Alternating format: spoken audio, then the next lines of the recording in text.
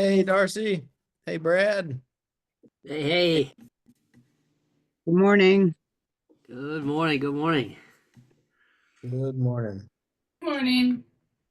Hey, Carol Anne. Good morning. It's 2 o'clock here. Feels weird saying good morning. Oh yeah, my hair's still wet. Hey, Jerry. How are you? Doing pretty good today. Well, that's good. I am gonna call in to this. So I'm gonna disconnect my audio just for a second.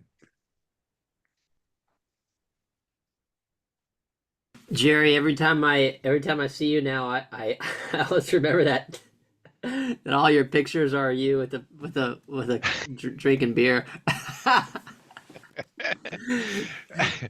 It's like Yeah, it's a Wisconsin hazard. that's how you do referrals while you sleep in Wisconsin. Cheers. I love it.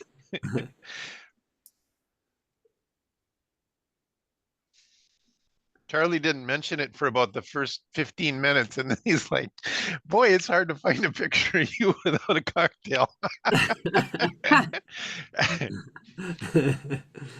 Oh, that's awesome.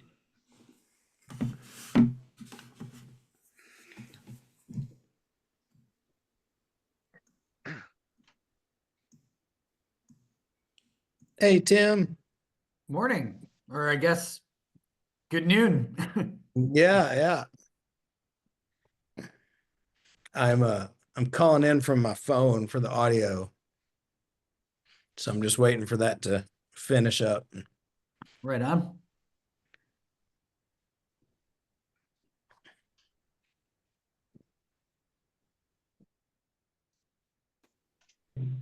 Can you guys hear me? Yep. Yes. Awesome. There we go. There we go. Any good stories or anecdotes from the last week? I just got a text for a listing that was nice. I mean, the market is hopping up here. That's for Is sure. it? I've got 3 listing appointments next week. I've got a buyer appointment on Friday. Yeah, it's multiple offers, the whole deal. Where'd they come from? Like your listing appointments? Let's see here. Referral. One is past client referral. One is BNI referral. One is past client repeat business. And who's the third? I have to look at what that is. Nice. All right. That's great. But yeah, it's past client. Yep. So 2 past clients, 1 BNI and 1 past client referral. That's it. So they're all likely to close. Oh yeah. Yeah. Because almost everything is referral based. I'm sure this is the case for most people. If you're referral based, I have a pretty high closing rate. Right. Yeah, I was looking at the ninja selling stats on like 1,000 to 1 for internet leads to actually close. Yeah. Brad, what's the like closing percentage, the numbers you meet for like open houses when you did that? So it was for me, I didn't buy the number of open houses because I would have on average, I'd say about maybe, between 10 and 15 people to come in at a time. And so every 4 open houses, I knew I would have, at least 1 transaction. And it was worth it for me just because like, on the coast and the luxury properties, it's like, yeah, I'll sit there, gosh, twist my arm to sit here on an oceanfront property or a bayfront property, and so it wasn't bad. I mean, it's you can only do so many of those over 27 years, but but Yeah. So that, and so, I that was my average. I mean, there would be some times when I'd be, when the market was good and we had, so, it depended on the positioning. So I would do a lot of those, wholesales where I would take and I'd buy the property and then I would wholesale it to a builder, and then he'd build, anywhere from, 1 to 4 homes on the lot, or split it up that way. So then when I had the inventory for the new construction, that was just, I mean, it was just, it was easy.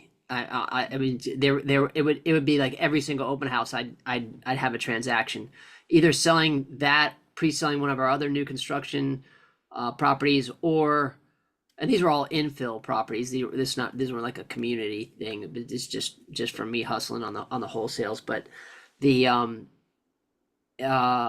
and other, just, in the area, they just, they see you. So, but overall, to answer your question directly, on an average, it was four open houses, one client, but different when I had, just kind of the high volume of new construction listings.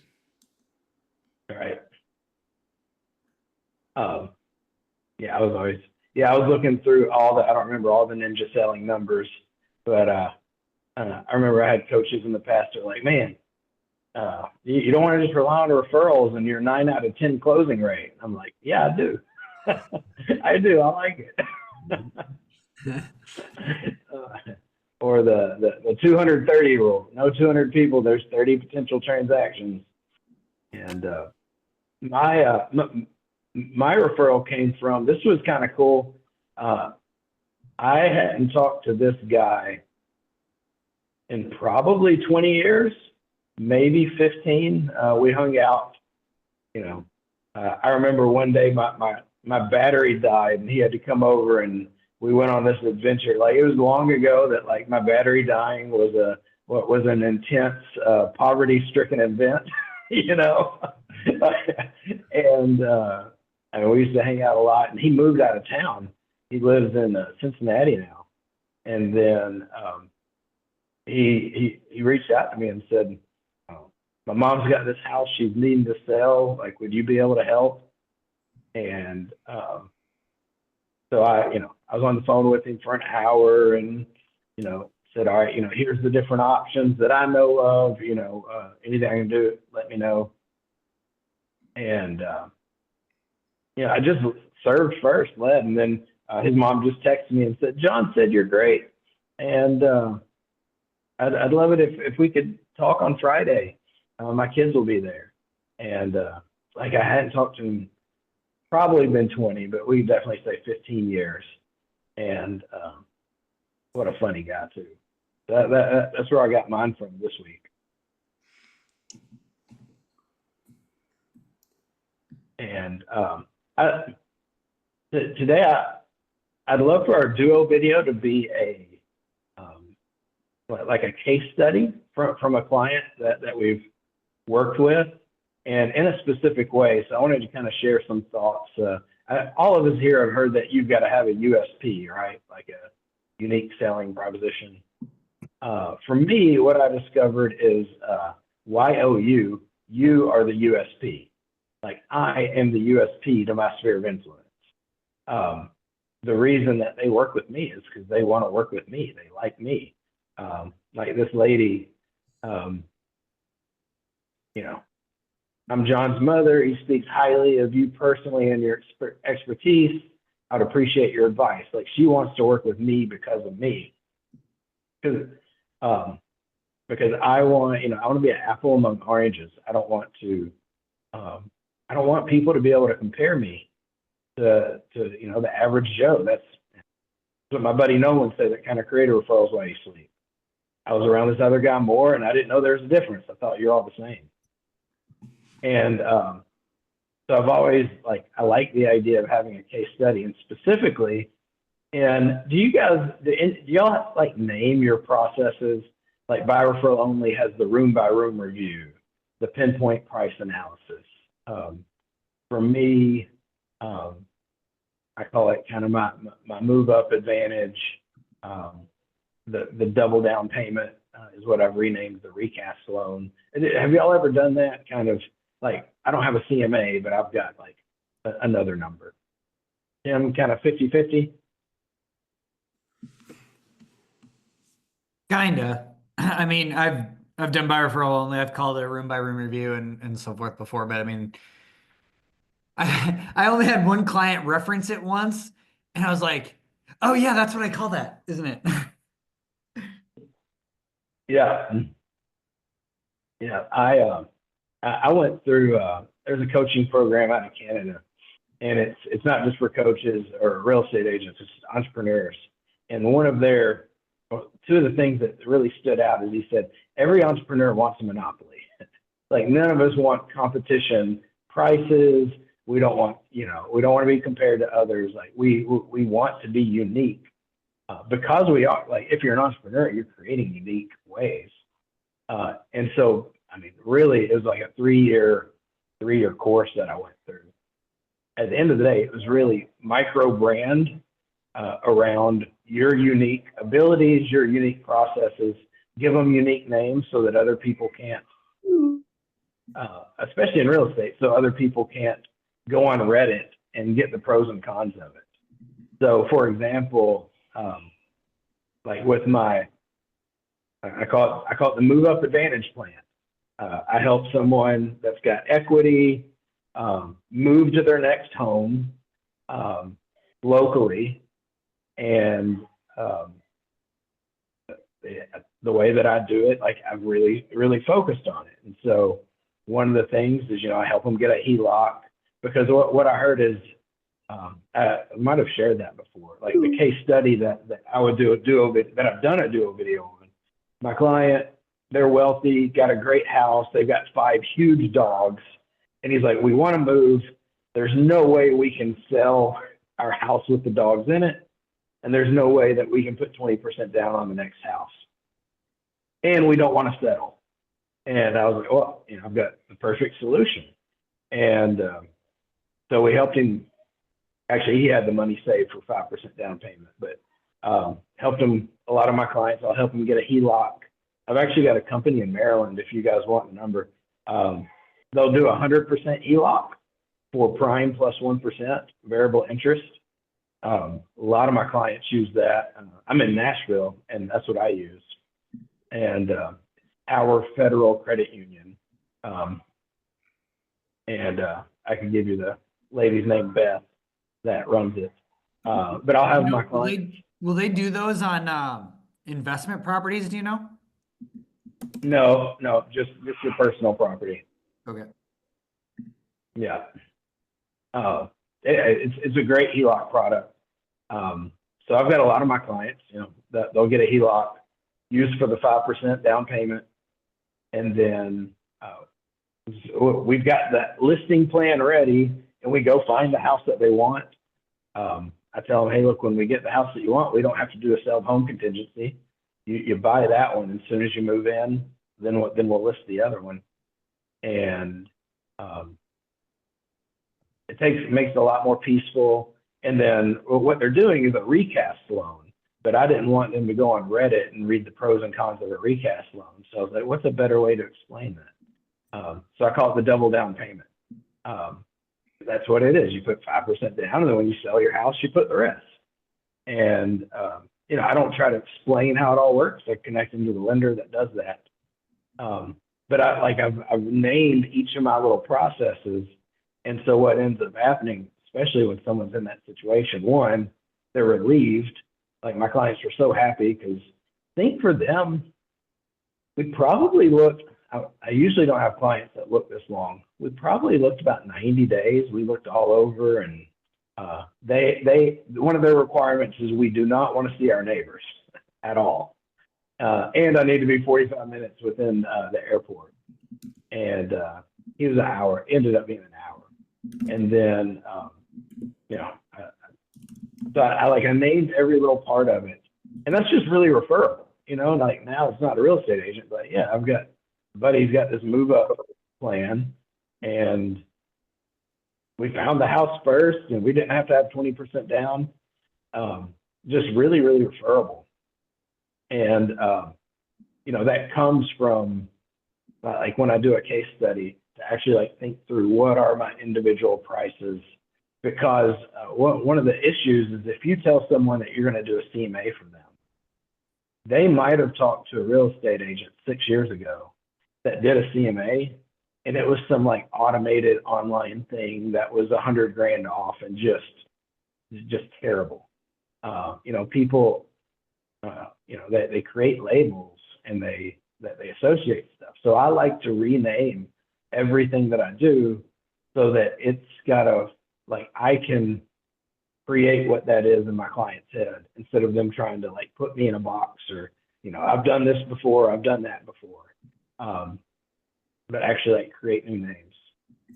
Does any of that make sense? Yep.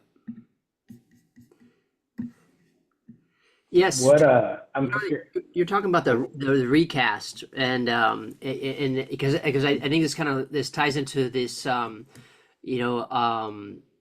case study or it really kind of an evidence of success that you've had with a client or something like that. You've helped somebody, because that's always a good thing to share, either as a post or an email or text, whatever. I love it. And so when you did that, I mean, there's so many things you could do with that, with the recast. It's like, give them that, like you gave them a good short version, like, hey, it's basically it's like pay $100 and for your refinance, because it's essentially a refinance. It's just cheaper, and your payments are cheaper. But like who out of your clients or any of our clients, maybe what 10% know what a recast loan is, if that. I mean, zero. I mean 0%. But what I'm trying to do is I'm trying to keep them from hearing recast and going on Reddit and hearing idiots on the web telling them it's a terrible idea, and here's why. That's the reason I want to rename it. I got you. Yeah. No, that makes sense. No, that's good. I like that. And also, I mean, because really, it's continuously making sure that you're their resource for everything real estate related or everything loan related. And so when you have these, I mean, this is good stuff. I think Tim said something that I think we all kind of know is true. It's like, we name all these little processes. They don't really matter. I mean, it's like you can name them whatever, as long as you don't name them something like the vomit report or something that's like, stupid. It's just the repetition of them seeing you, and then there's like maybe that one person that actually like looks at it and is like, oh, that's cool. And they remember it. And then you're one of your like star clients. But I think it's just doing this. And so the point is doing what you were saying, Charlie, which is like, hey, bringing these things that people, because people might think, oh, I get real estate, but then it's like, well, actually I don't. And you forget.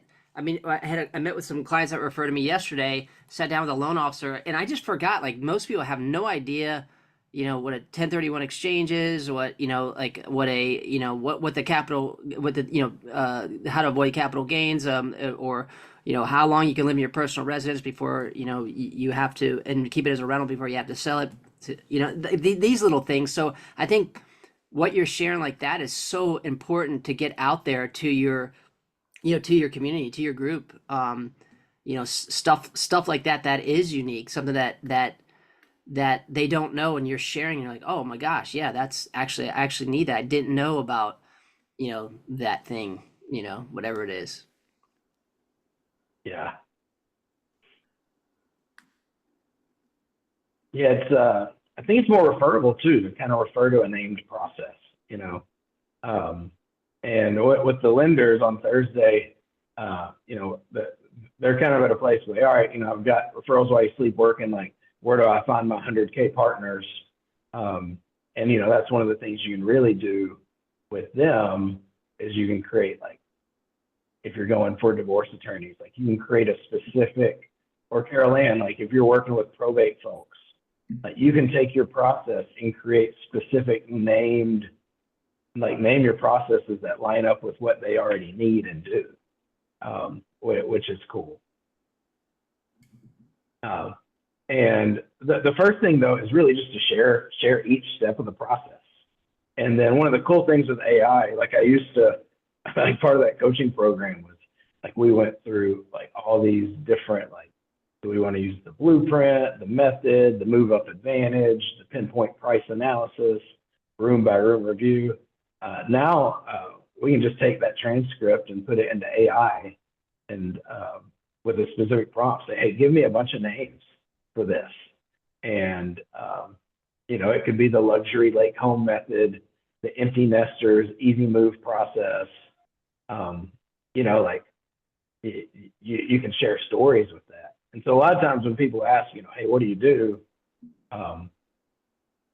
Now I talk to them about referrals while you sleep, but, you know, I'd be like, well, you know, can I tell you a story? And I'd actually tell the story about Robert and Stephanie that I just shared, because that's really what I want to be known for real estate wise. I still get first time home buyers and whatnot, but that's, and they're like, oh, you're like a real estate agent. Like, yeah, in a lot of ways, you know, but I don't want them to just call me a real estate agent.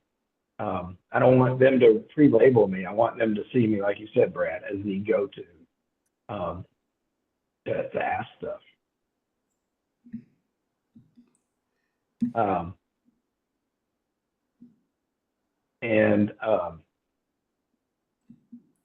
That's where I really wanted to end up is really have a case study of, you know, breaking down the steps that you've got, because I don't know about you, a lot of times I'll like when I'm like training a new agent or have a showing agent, I forget how good I am. Like I've got specific steps on, you know, how to handle the inspection, how to handle the appraisal, how to handle, you know, the last 3 days. And so, you know, values only, you know, received when it's noticed. And so like when we can name them and pre-frame them, it's, it makes us an apple among oranges.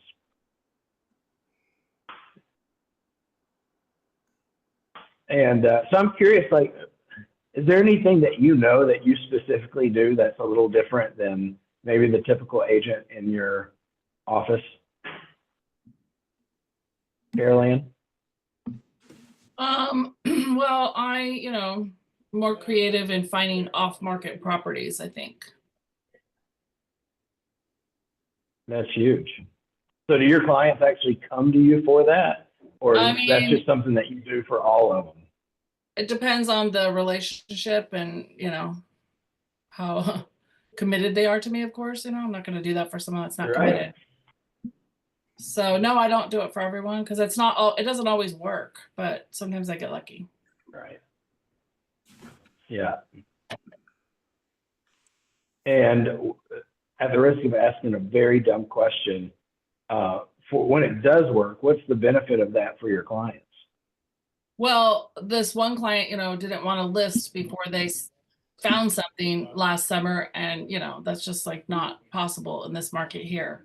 So after 5 offers and they weren't getting the message, I just went to a complex that they had last made an offer. I knocked on 3 doors. I got lucky and I got a listing for 1.5 and double-ended it. And then, so was that your question on how I did it? Yeah. And then the other one wanted to live in a particular complex for 55 and older, and everything that came on just boom would go. So I had someone cold call in there and found something off market. Yeah. Man, that's huge. Like, yeah, the value is, don't do that, right? I mean, you did for your clients what is impossible. Like, it is impossible in your market to find the house before you sell, but you did it. Yeah. You know, that's, you know, and so you could call it, you know, the hidden home finder, you know, or the hidden home hunting process. Mm-hmm. You know, we find you know, one of the things that I did when our market was crazy hot and I had some clients that needed closing costs. Of course, you couldn't get closing costs in that market. I came up with this idea where we only looked at homes that had been on the market for 14 days to 60 days. And of course, 9 out of 10 were dumps, right? But like we usually find 1 out of 10 that for whatever reason, it would be awesome. And like it just slipped under the radar. And the seller was usually freaking out because all the homes are flying off the market and his wasn't. And so I got 10 grand, 12 grand closing cost. I got one person to drop the price from 325 to 300 after the appraisal came in. And like, this was when, homes just down the street were selling for 100 grand over ask, before it hit the market. And so I called it the needle in the haystack approach, and I explained it to my clients and I said, now when we find this, you're probably going to ask, what's wrong with this house? What am I missing? Why is everyone else ignoring it? I said, here's the good thing. Everyone else is thinking that and it builds up, but we're going to do our inspection. We got inspection contingencies, appraisal contingencies. Like we were able to just treat it like a regular market because like came up with this unique thing. And so like I named it. And whenever it looked like most other agents were freaking out because there were multiple offers. When I met with the client, I said, here's our 2 options. One, we're going to pay 10% over list price, remove all contingencies, and you're going to get the house because it's a crazy market. Or I've got this needle in the haystack approach. And like 8 out of 10 of my clients are like, we'll look at a house if it comes on, but I'm cool with the needle of the haystack. So like, I don't know, it's something crazy. Like, I think like 12 of my 16 closings, we got closing costs in that crazy market. I had one client. And so the reason I'm sharing this is as you do your duo videos, one of the best things you can possibly do is have a really solid case study. And I don't know about you, I've never written a good case study, but I can talk all day about my client. So that's, part of the embedding this is if we talk through our process, with AI now, we can make that really good written case studies. And, I had a good friend, his daughter had been looking for, I think 18 months for a house and hired 3 agents. And I was like, well, I think we can find you something. And 10 days later, we got her under contract with the needle in the haystack approach, like that's just so much more referable. And it's smart. Like everyone on this call is smart. Like everybody does, most realtors do the same thing. They get a buyer, they set them up for MLS, and that's it, That's passive. Right. Yeah, I mean, that's just not taking care of the clients, right? Like, one of the things I tell all my clients is like, look, I don't get paid unless we find you what you're looking for. And if I wasn't getting paid, like, I would just be on the beach doing nothing. Like, we're going to get this done. And that's what I told the girl that been looking for 18 months. And so that's a great example for you, Carol Anne. Like, that is massively valuable. I know that's something, Brad, that's what you've done with your clients before, looking for off-market properties. Me, I haven't done that much. Like, that's not a skill that I have or, haven't needed to really do that. But when you if that becomes part of like your process and what you do, you could say, hey, before you talk to any other real estate agents, make sure that like they've got a plan, like that they've got a hidden home hunter process. Like what? Yeah, make sure they've got a process to hunt for you the hidden homes. Like no one else is going to do that. So it's just, again, it makes you an apple among oranges. And that's immensely valuable right there. Yeah, and it And I doesn't know always you said work, you but feel at like least you got lucky. it's kind of your value proposition. So it doesn't necessarily always work, and you preface it, but sometimes you get lucky. Right. Well, one of my referrals while you sleep clients, she says that she believes every house has a person, every person has a house, and it all works out. But we do all the different things, to find where it works. That's a great example. Darcy, do you have anything kind of unique that you do that the average agent in your office doesn't? Mine's twofold. One is prepping the house for market. So I at times get homes that have tenants in there. So I spend 3 hours there instead of 1, and I move everything, take the photos, and then I move it back. Or if it's a owner occupied home, I have an interior designer come in and repurpose their furniture. If it's a vacant home, I'll virtually stage it.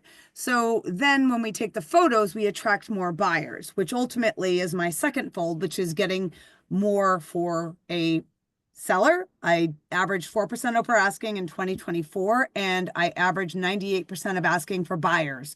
So that shows my negotiation skills, that it's not just getting, like I've had people that come give me offers $20,000 over asking and no competition. Like, agents are lazy. They don't do their homework. I could go on and on. They're just not good at their jobs. So that's really where I shine, but it's hard to get that message out. I mean, it's in my listing presentation, and I have the average statistics in Boston, but you really can't tell the story through through marketing. So I have been doing videos that tell each individual story. Like the other day, I told one about the rental unit, spending time there, and what I did to get multiple offers over asking. So yeah, those are my two things. I mean, and then, I guess the third thing would be, like, one time I had a listing last year and the hot water tank broke. So I went to Home Depot, put one in my car, came back, called my plumber, had him install it. I helped somebody move. I took my husband's minivan, put the seats down, physically moved them. I've got painters, I've got contractors that come and do work for me. I'll pay for everything, and then I'll just get reimbursed at closing. So, but again, Right. it's hard to market all this stuff. Yeah. Can I say? So, yeah, go ahead. I think there's something that, in these duo videos, and really where the value is that we aren't like most real estate agents in that we like to beat our chest and say how awesome we are. It's just not and so, but we know it needs to be done. And it's like these duo videos make it so much easier to do that, because we're just getting asked questions. And then we can talk more free, and then it's not us just being like, hey, I'm so awesome, I do this. Now, when Darcy talked about knowing her stats, like that's pro level, that's a level real estate agent. Most agents don't know what their stats are. If they don't even know their local market stats, much less their own stats. So, but what I have done in the past with that, because it is very important. And you do need to tell people that you get, 4% higher than the average price. And so it's like, how do you best do that? Well, in the traditional things where you say, hey, this, like, for example, I just sold picture that you've, posted or you sent out. And in the caption of it is just like, this home sold for this much. And in the past year, I have averaged, or the past 10 years, or since I've been in real estate, I average 4% over. So there's your little thing to put in there. Because I used to always only do that whenever I was going on listing appointments, or, just to send that to them in the mail before I sat down with them, email it to them, text it to them. But that getting it out to the masses, because people really need to know, like, what you're doing and what you're doing over and over again, like in videos, in posts, in captions. All like, because like it's just that simple thing is enough, like that, because it's like that's what your job is. Your job is to sell for the, like, what does everybody want? Like, we're in the mind of our customer, right? Like, what do they want? I want the highest price, most of them in the shortest amount of time. So your days on market, your sales price. And what do buyers want? Buyers want the best deal, but they want to know, like, hey, that you took the time to do it. One thing that that you take the time to listen to them and actually, hold their hand through the process. What I do, because there's kind of a bridge here, because we all talk about referrals, and I'm still at everyone's feet as a student in that, because I'm still doing my learning my referral business, because I've always been just a hunter chaser, but I do, when I do get the new leads, I immediately, because remember, what's the exhausting part? The exhausting part of the chase is to build the trust, and that's why Tim can, he might be a little stressed, but he's got like all these people that already know, like, and trust him. So he's pretty much like, yeah, whatever, dude. I mean, I know I'm going to do a good job, but you're not like, oh shoot, I got to return that phone call at 9 o'clock on a Sunday because I don't want these people to be like, oh, he doesn't care, or, whatever the thing is. So one of the things that I do, a critical inch difference, is that I actually do a video showing the MLS. I'm like, hey, I'm just peeling back the curtain for you so you can see what I'm seeing and what all the other real estate agents and brokers see. And then all of a sudden they just think, oh my gosh, like I'm seeing now everything he's seeing. And you show them all the stuff so that when you do find the off market thing, like Carol Anne said, like, maybe that's just a hook to get them like, hey, that's something that's a possibility. But you're showing them all this stuff. And then like that first email, you're like, holy crap, I just thought I was interested in this property. Like, but I didn't know all about the property. I didn't know all about what's going on with the, because when they see like your CMA, they look at what's printed out or what you emailed them. They don't see all your work. Right. But in the video, they see all your work. And you know what? They don't do it every day, so they're actually interested. I see all the views on my videos. They watch them through the whole thing, because they're looking at what I'm doing for them. So I think that's for past clients, is that necessary? Well, I think it is too, because it's that boosts your referral ability, because they're like, dang, this guy is so thorough and on his research on this stuff. He actually cares, and this is what he's doing. And I see the work. I see like, okay, this was a 15-minute video, but I see the work that he's done. So anyway, that was just my little share on like, how we actually can get more referrals.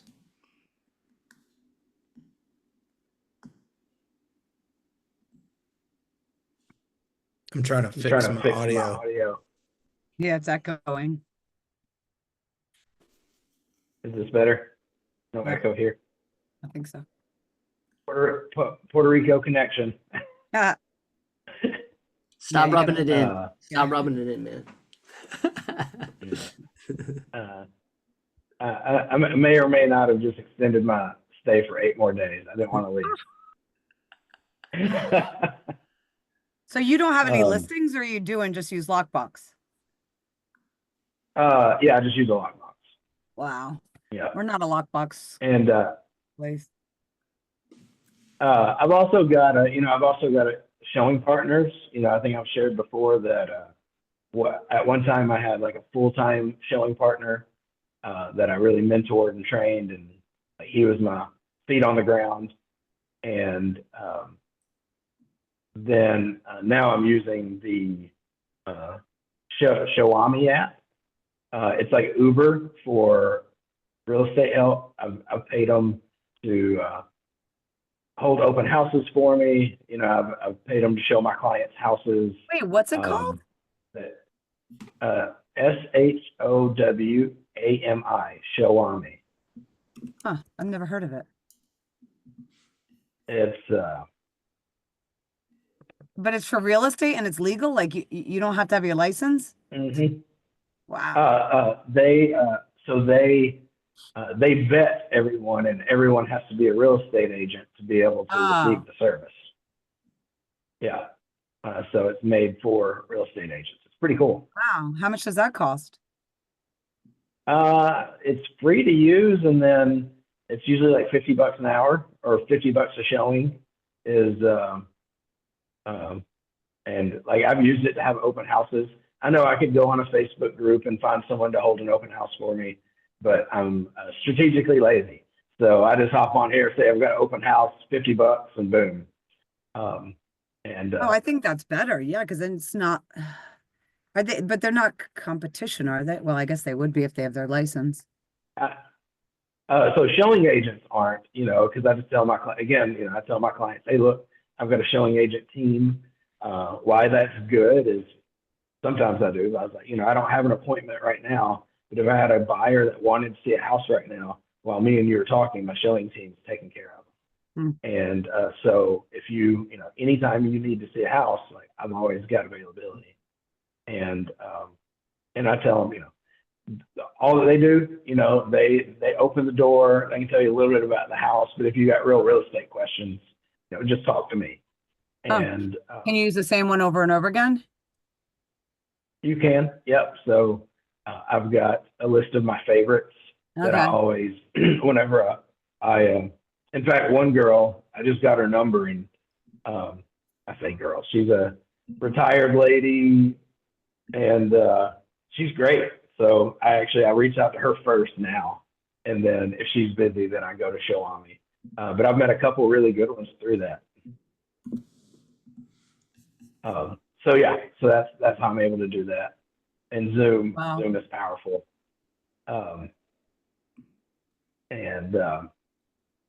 So yeah, I think that's, you know, part of all of that is how can we name our processes, or how can we explain what we do? Like Carol Anne, like you sharing the story of how your client wanted something that really, you know, everyone else would say isn't possible. And you've got a process to do that, you know, and, you know, you could call it, you know, what were they moving up to a bigger home or moving down to a smaller home? Yeah, bigger in a better area. Yeah. You know, so, you know, you could call it the move up advantage. You know, we could put it in AI, come up with some other name, and say, you know, a lot of, you know, you could share that a lot of people want to move to their next home and they don't want to settle. They've got money, they're willing to wait. But here in California, they're stuck in the, you know, how do you do that? Well, here's, you know, I've got my process, the hidden house hunter plan, where I meet with you, find out what you're looking for. And then, you know, part of the process is if it's available, I go hunt for it. And so naming each little part of the process. And, you know, today when we do the duo video, you don't have to, you know, have the names for it yet, but if you just walk through the big parts of your process, we can, and I'll do that. I can take the video and put the transcriptions through, and then maybe next week, I can show you, hey, here's the names that AI came up with for the different processes, if you want to use it. And because I know that's something that Referral Only has done with the books. You know, that's one of the things that Joe's been doing. He takes who you are and kind of puts memification or specific names around your processes based on who you are, so that you're one of a kind. You know, you're apples among oranges. Yeah, you know, Carol Anne, also, I'm sure, you know, because this happens, we have some similarities in our markets, you know, and every time you sell it off marketplace, what happens? Like, you get 300 texts from, hey, you know, can you find me an off marketplace? There's all these, and so there's a, and it's all investors, but you know, but it shows up a pent up demand for your time. So again, more evidence of success if you even give like a screenshot of like all those texts that like, hey, you know, would you help me find something? You know, just so you show that there's such a demand on your time. I don't know if that's helpful, but you know, it's a way to use all those annoying emails and texts that you get from, you know, the investors who always want to, you know, say the same thing. Like, let me guess, you're going to let me represent you, and then you're going to let me list the property. Yeah. Yeah. How does that sound, the idea of doing a case study, that each of y'all have like a favorite client that has a good story that you could talk about? Yeah. Awesome. Let's see. What about, how does this sound today? Me and Jerry, it's been a while since me and you have done it. Him and Brad and Darcy and Carol Anne. How does that sound for the duo video today? Yeah, I only have 15 minutes, but that'll be We do it fine. really quickly. Okay, perfect. Mhm. Yeah. All right, let me do it right now.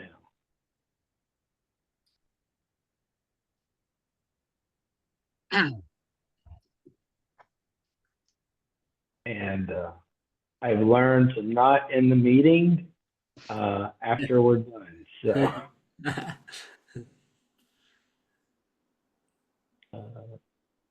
make co-host. Everybody's a co-host. Set up breakout rooms. Assign them manually. We got 3. Darcy, Carol Anne, me, Gary, Brad. All right, it all should be good. If y'all got anything this week, got any questions or anything, let me know. And otherwise, I'll talk to y'all soon. Thanks. Awesome.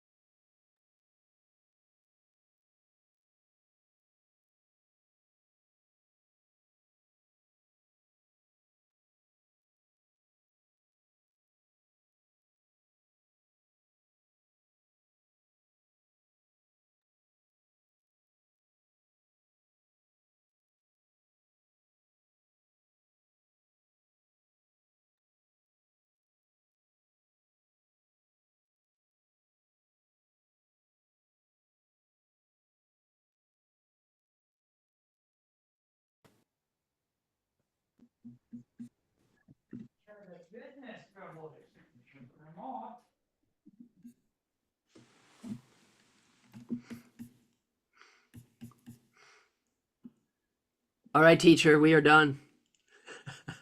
Our assignment is complete, Mr. Madison.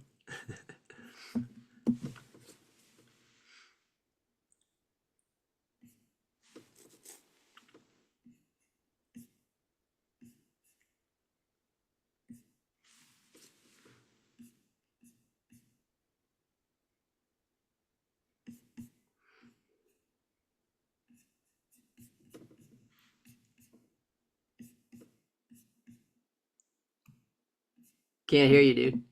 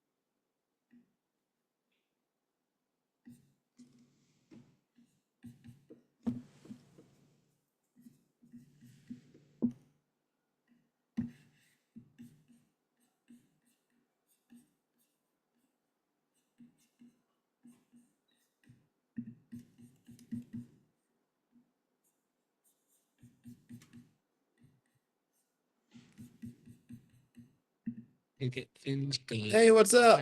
What's up, brother? Just that was a good one. I did a duo with Tim and went really good. I really like him. Yeah.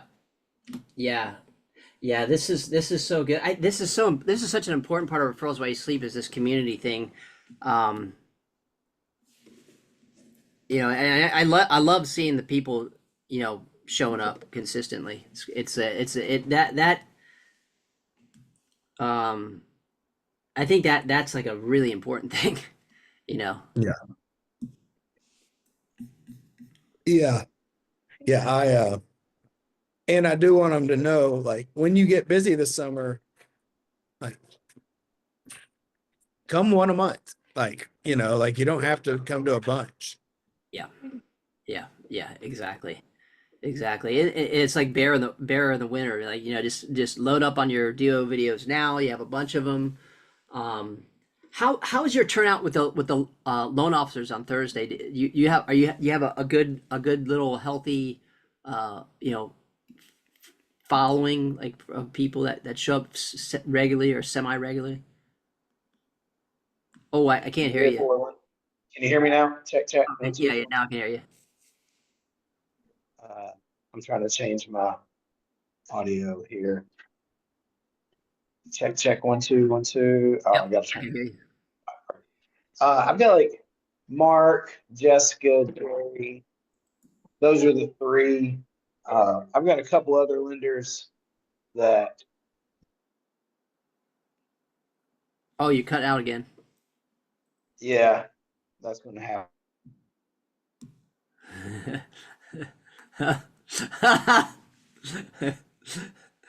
It's Puerto Rico. It's all good, dude. It's all good.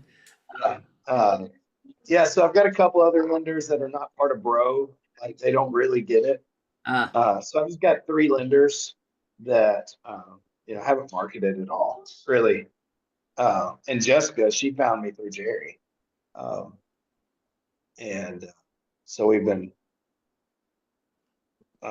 it's good. Like, I like the call. Part of me wants to have just a second group call on Thursday.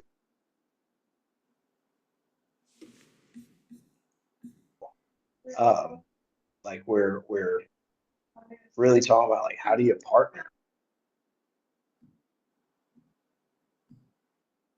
They're looking for realtors, but I'm really trying to push them to, let's think outside the box. Let's find other type of partners. Because if I was them, like, I would want to build a business around some other kind of partnership. And I don't know what it is, kind of like, what we're talking about today. Maybe it's yacht brokers. I don't know. Maybe it's, I don't know, some other industry, especially as a lender. Because, like, I mean, if you became, I don't know, like, the person every veterinarian sent their employees to when they moved into town. I don't know. I'm just making stuff up, right? And like, who could, like, some kind of industry type partnership that's unique. I mean, kind of like what you've done with the probate, right? Well, so a couple ideas for that. So some of the most successful loan officers that I've worked with, they go to health fairs. So like, the first one that I saw, this guy was like, he was a loan officer I work with, and a friend of mine, and he said, "Hey man, can you do me a favor? Like, I'm gonna be out of town, but I don't have anyone covering my Ken Blanchard company's health fair." And I was like, well, you're gonna be at the health fair for the Ken Blanchard companies? I'm like, yeah, dude, I'll go there. And I, like, showed up because, yeah, I do financial health, and I was like, oh, that's rad. So I went there, dude. It was like freaking gold mine. Like, lady, ended up listing her home, and so I was like, okay, that's pretty cool. So I thought, like, that's a big thing for loan officers. I think, is being out there so that they're positioned like an open house. But at an open house, they don't give a crap about the loan officer. Right. Usually, unless because, I mean, loan officers are loan officers, like, because they know numbers. They're not always the greatest communicators. Right. They're just not. Like, there's, Paul is the orange amongst apples, like, so you look at it and you say, okay, they're not going to work real well at open house. Even if they were doing the open house for them, it's like, dude, you don't want that guy doing it. It's like, or that gal doing it.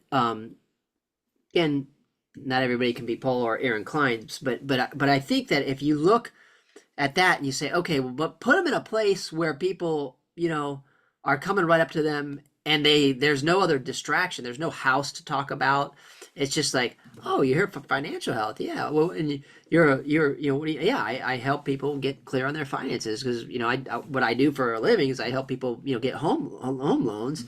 But you know, it's so much more than that. It's like, yeah, you know, anyone can go on the internet like, I want this rate and I want to get this, and it's like, but where's the planning? Is that good for you? Do you even know what the terms of the loan are? Do you know all the ins and outs? And so I think this is an important and valuable thing for loan officers as they're trying to build their business, and really getting into tapping into that asset manager at the, you know, at the bank, that, you know, that, like, you know, when a listing gold mine hits, it's like, do you want that? That's the Xerox. That's the 1 in 100 client that is going to, I mean, think about that. Ken Blanchard Health Fairs, like he's always there whenever he does that every year, and he does that for every, you know, like three or four, Qualcomm, whatever else, you know, out there, and you find out where they are. Oh, you know what? And then I can hear an objection. Well, you know, how do we even get started in something like that? Well, you know, you gotta look and find out where they are. You know, go out and see. Maybe, you know, I mean, I'm sure some of your clients work for big companies. I'm sure some of your friends work for a big company. You know, and start with that, the low-lying fruit. Maybe your spouse, your husband or your wife does, and you're doing that. So, and you know what? All that goes out the window. I know you have a farmer's market at some point, you know, and people, why are they there? They're for healthy food generally, right? I mean, to walk around too, and it's usually a relaxed environment, happy.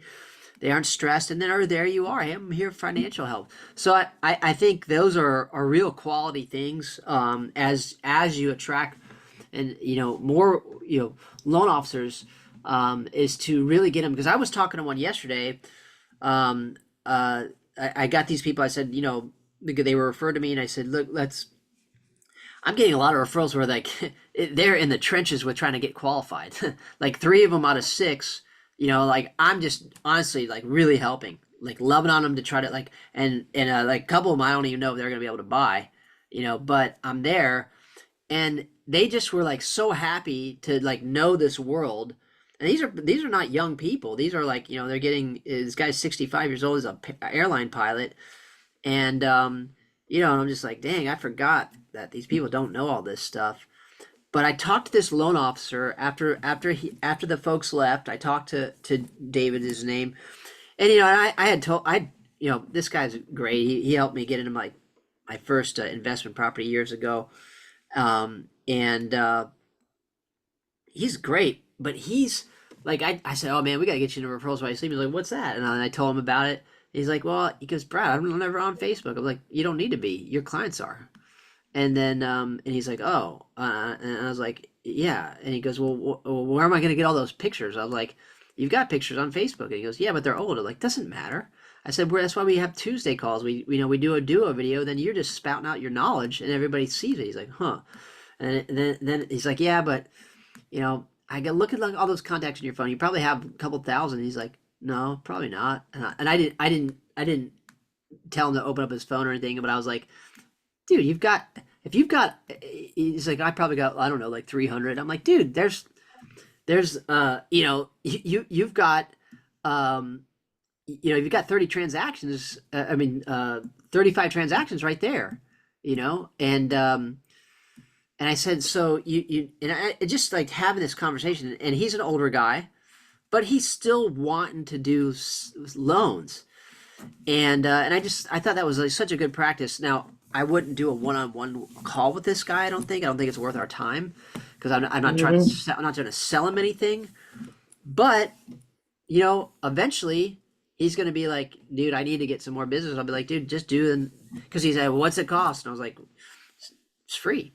And he's like, yeah, but what's it cost average free? I was like, all right, man, I'm not selling you, but I'm just telling you, dude, like, so I learned a lot from him, and how to handle how to handle, like, I'm never on Facebook. Doesn't matter. Your customers are, you know? And he never has to be on Facebook. We put him on Facebook. Yeah. Like, you can say the founder built.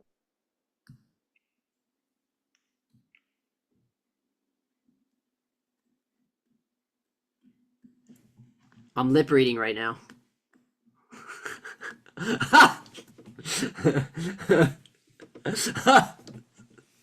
Okay.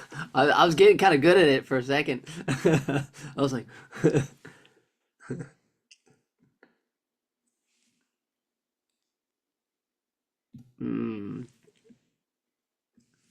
welcome to Puerto Rico.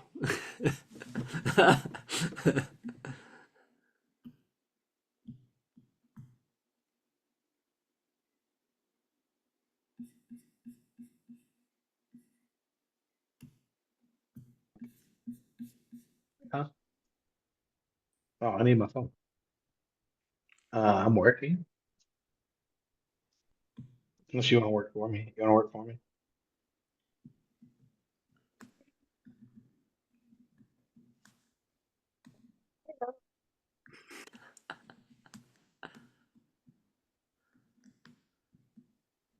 Can you hear me? I can hear you good now. Um, I'm about to be called in so you can hear me better. But I was saying that you don't have to be on Facebook. You could say that, the founder of this, me, I built this so that I never had to be on Facebook. I never had to be on social media because personally I'd get lost in it. Yeah. Yeah. Yeah, exactly. I think my audio will connect now on the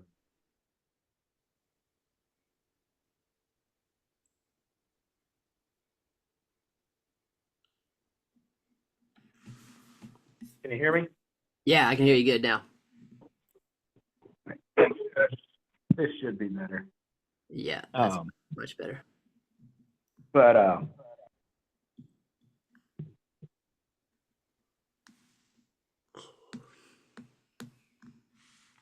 right, hopefully this will work a little bit better.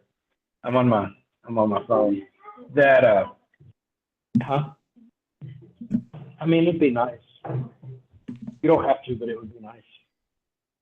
If you're down here, just be quiet.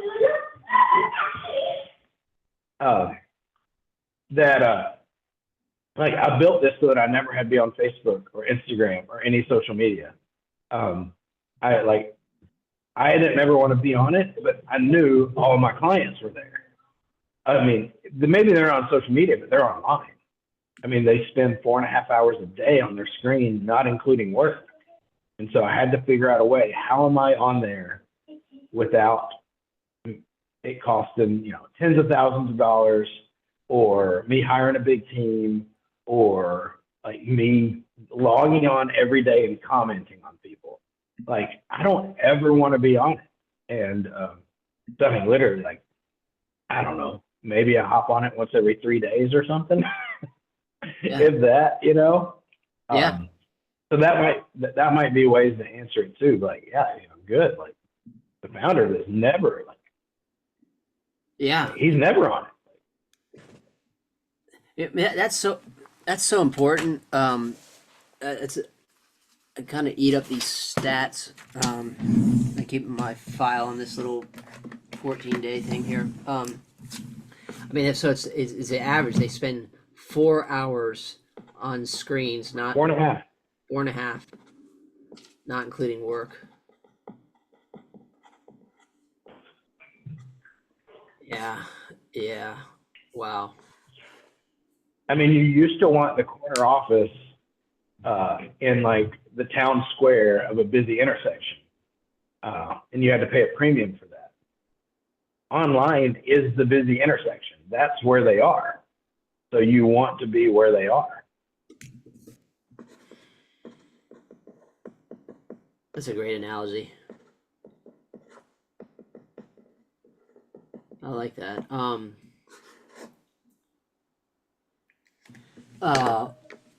So I'm gonna follow up with Daniel because I think I'm gonna implement your strategy about because I've got a actually now I have to count them. It's got 7 referrals total that I'm working with. But they're not. I mean, I'm not gonna say working with. They're just like they're communicating with me, and I'm I'm gonna help them when they're ready. I'm just not pushing them to do stuff. But I'm also not Right. like I'm not like not returning their calls or not returning the email. I'm still very thorough on all that, but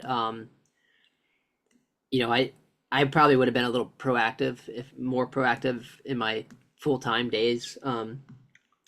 Anyway, so I think I'm gonna take your suggestion about the gal that wants me to, you know, try to find an off-market property for her and her husband, and I'm gonna call Daniel and talk to him. I just was wondering, should I tell him that we're good to use his page yet, or do you want me to hold off on that till you dial that in a little bit more? Let's see. We could.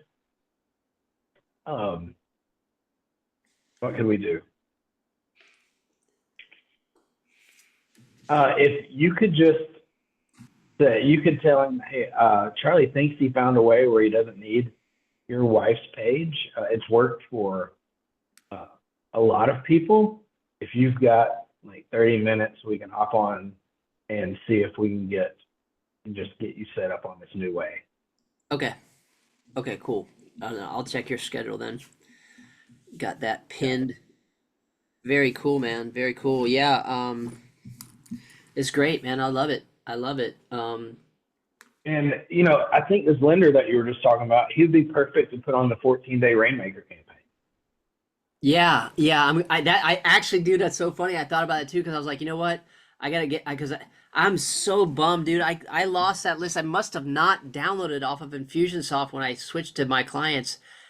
I don't know what. I'm so bummed because that was like 2 laptops ago, and I don't have that. I have my last laptop, and I'm like, dang it, dude, really? Yeah, man, because it just, I mean, it was just from every like speaking engagement I went to. I'm like, shit, but I don't know. I guess it's all good. It all happens for a reason. I'll just have to make the copy better. Yeah, it's all meant to be. It's all meant to be. Yeah. And yeah, I love that idea of, you know, maybe, and that's just getting that communication. So as we meet people, we kind of indoctrinate them, invite them to the mid-ticket offers so that they can see it. I think this has been so technical trying to get all this set up, but when we get it, it's going to be great. And I'm glad, I am really glad that it's taken this time, because I love the 3-step process that we've got now for like the bigger vision. You know? Yeah. No, that's, I mean, and it keeps it simple. You know, it keeps it really simple. Yeah, man. I mean, because I felt bad because Pete was like, "Oh, can you come to my meeting again?" And I'm like, "Dude, like, I I can't go to that meeting every week, dude. Like, I just can't. I can't." And Yeah. but I told Once a month, once a month, maybe. I'm my goal is to get there twice a month, and you know, because it's probably good for me to get out of the house anyway. And I'll try to time it when I get the like I'm like the I don't know what happened, but I never bought a new car just because I can't do it. Like it just makes me shake. It just such a depreciating asset, man. But so I have that Acura that has now it's coming up on it's 245,000 miles on it, and I'm like, okay, I gotta save this for Ellie, you know, like it'll be her car. So I think I'll just use these times that I go down there to get my car worked on, and and then go to his meeting. I'm gonna try to time that good. And then just, you know, I'll get, because I mean, every time I do that, there's like, now I'm thinking about maybe I need to go to those meetings, dude. You know why? Because Pete is opening this up to all the EXP agents in San Diego. And I think that I need to get down there for sure. Just because I can, these are people that are going to be that 14, I can grab them on the 14-day list. You know, we'll just call it the 14-day list. We'll just keep throwing people in there. But Yeah, I think that'll be a good thing. And especially once this gets going and gets momentum for Pete and Andrea and Dennis. Like Dennis is the key because Dennis and Mitch, they will take action, dude. Like they will nerd out on this. Like once they'll be like, "Oh, let me upload the videos." Like I think Mitch is going a different angle with it, but Dennis likes to sell real estate. He likes to sell luxury properties. I don't know where he finds time in the day to do all he does, but he does it. I was in his office and I'm looking at this sales sheet. I'm like, oh, must be for his office. And I look at it, I'm like, shit, that's all of his listings and his buyer clients. I'm like, and this guy's got like 5,000 people under him in EXP too. I'm like, wow. Wow. So yeah, so Dennis is going to be a good one to get on, and he'll nerd out on it, and he's got a big downline, and once that will be that'll be a dam breaking thing, I think, for him. But yeah, and I like that, man. Like, I mean, this is why we joined EXP, Charlie. We're around these entrepreneurial type agents. And I'm stoked you're gonna go to the Super Bowl thing, man. Like, heck yeah, dude. Like, Yeah. do it, dude. Yeah. Yeah. I'm excited. This morning I was checking out there. So we found a new place to stay for that 8 days, and I moved my flights, and I was like, you know, I think I'm gonna spend at least 5 months this year here. This is the place. Yeah, dude. I started thinking because I've been I did get sidetracked and I started checking out all of Puerto Rico and I was like, dang, like there's so much down there. It's a lot of Yeah. And it seems the vibe seems like it's fairly like health oriented, like just a good island.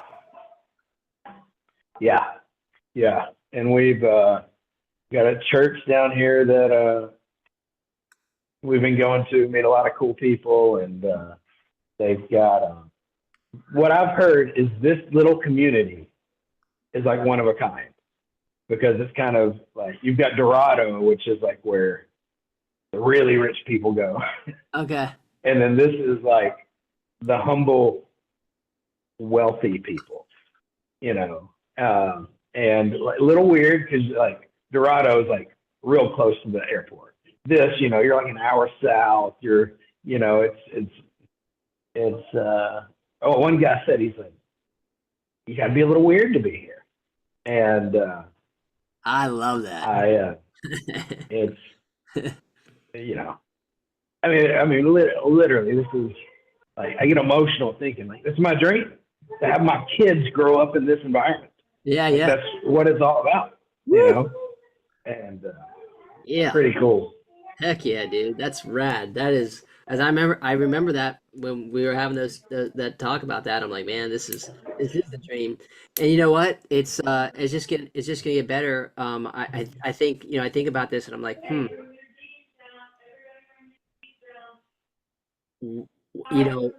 we used to call them at the GKIC meeting, like at the Dan Kennedy meeting, we would call them UBs. We call them undercover ballers. Yeah. Like, oh, that guy's so UB, because it's like, he pulls up in a pickup truck and he's like he's got some freaking medical software company that's like, the guy's worth like $30 million, and he's like, oh, hey, how you doing? Yeah. Yeah. I love that. I love that, man. That sounds like my people, the weird ones. Yeah. Yeah, we'll have to figure out a way to get you here. We are going to have a Referrals While You Sleep Mastermind here. Yeah, dude. Yeah, for sure. That's gonna be part of it. You don't have like an ankle bracelet or something where you can't leave California, do you?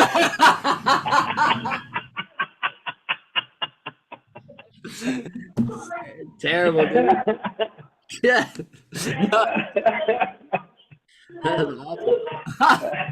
And so you can tell me, I won't judge, I got a bunch of heathen friends. It's all good. Dude, I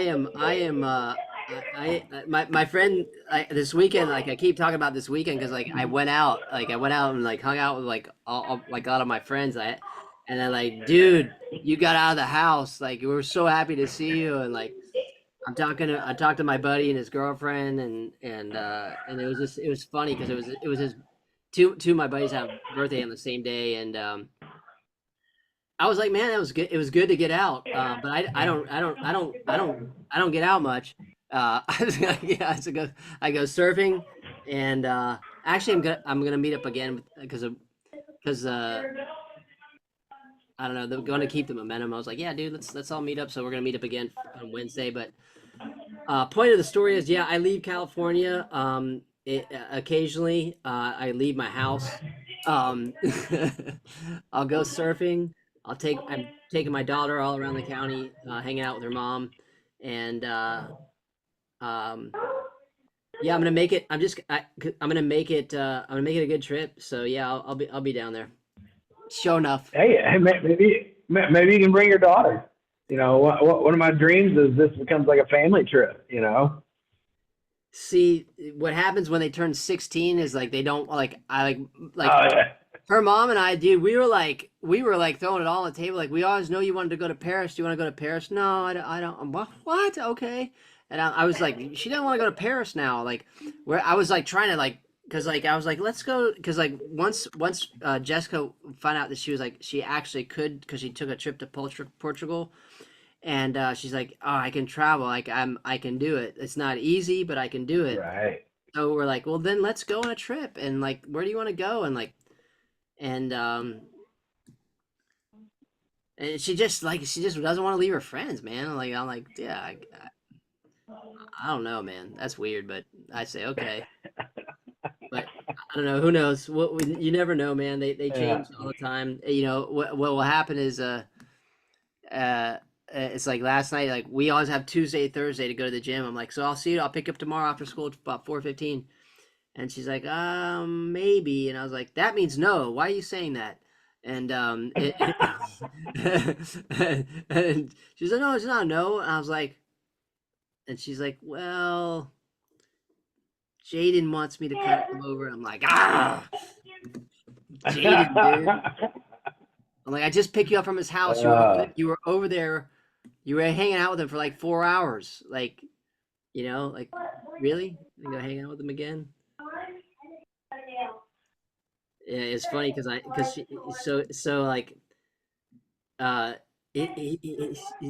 it's not really her boyfriend, but she wants him to be her boyfriend. You know, Gotcha. and she's pretty open with. She's like, man, she's like, you know, he's never even like asked me to be his girlfriend. He's never held my hand or anything, you know. And like I found out from her mom, you know, they haven't kissed or anything. So I'm like, okay. So I'm like, so last night I went over there to pick her up. And it was like 8:15 or something, and I said, well, I told her that she could go to the concert with this guy if I got to meet him at some point. I said, you don't have to make it weird like my dad wants to meet you. Just make it like, And so she's like, okay. So she said, well, yeah, you can meet him. And I was like, oh, okay. So last night I got to meet him, dude. It's just so funny meeting these boys. They're like so scared and nervous. And I love it. Yeah. Oh, that's hilarious. I was like, what'd you guys do for 4 hours? And he's like, oh, my mom made us some tortilla soup and, we hung out and I was like, oh, okay. And then she's like, Dad, stop asking so many questions.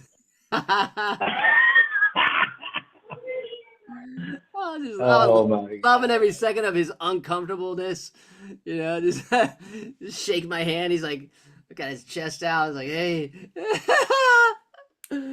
I was like, oh man, this is funny as hell, dude.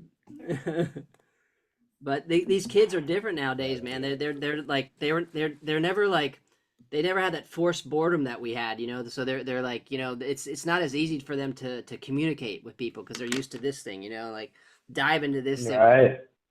So yeah. But anyway, man, joys of a teenager, dude.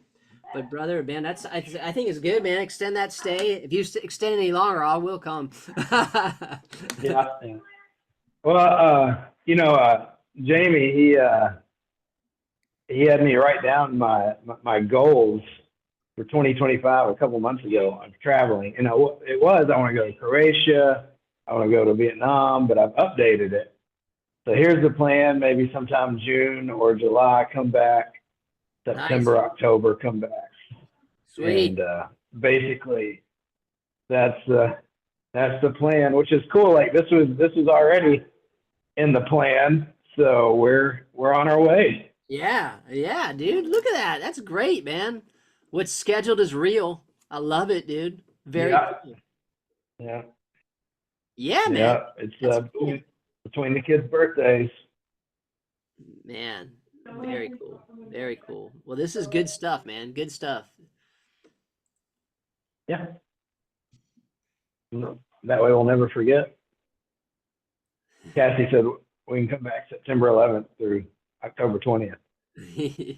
And anytime I hear September 11th, I always say never forget. Never forget. Yeah, never forget. That's a dark terrorist joke, is what that is. Yeah. 9/11, never forget. Dude, I will never forget it. I'll never forget. I'll tell you my 911 story one day. But it was like I was like literally across from the Pentagon when that happened. I saw it. Wow. Yeah. It was really crazy. So you saw the missile/airplane smoke that ran into the Pentagon? All I saw was the smoke and the I heard the explosion. I saw the smoke. I saw people everywhere scattered running, and I'm like, because we're up in my parents, they sold their house, and my dad moved closer to work, like his last few years of work, and it was like this little penthouse in Arlington across from so you could see we were up at the top of the building, you could see down to the Pentagon. The Fredericks. And I'm looking in out this window on the top floor, and like I'm looking down, and I'm like, dude, like crazy. Oh. Miami? I don't know. It was just chaos. That's crazy. I better get going. But hey, you responded to them that 1 p.m. PST, we're busy with our call, but we're not. Our call's not at 1 p.m. PST. Is it? Dang it, dude. So EST is what I meant. Right? Yeah. So you can respond because basically I tried to take it from this week and make it the same time next week. Okay. Yeah. What the hell am I thinking? So you just we're 10 a.m. PST. Jeez. Okay. Yeah, 1 p.m. Okay, cool. I'll send her that email. Thank you for the update on that. I'll get back to her. You're welcome. Did she say that time worked well for them? Is that what she said? She did, but then Dennis said he couldn't make it. Oh, okay. Well, then we'll just find a time. But I'll email her back and let her know. Okay, perfect. All right, brother. I'll talk to you soon, man. All right, see you. Bye.